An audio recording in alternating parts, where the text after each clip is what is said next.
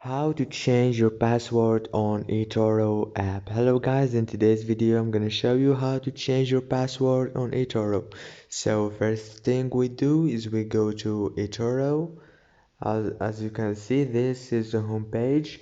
Now you have to choose those three lines here in the up corner.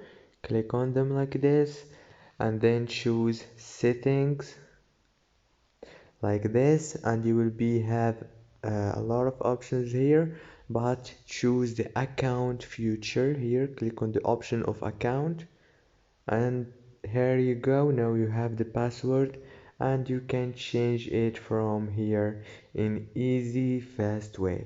And that's it for today's video guys. If this video was helpful for you, please don't forget to like and subscribe for more videos, and see you in the next video.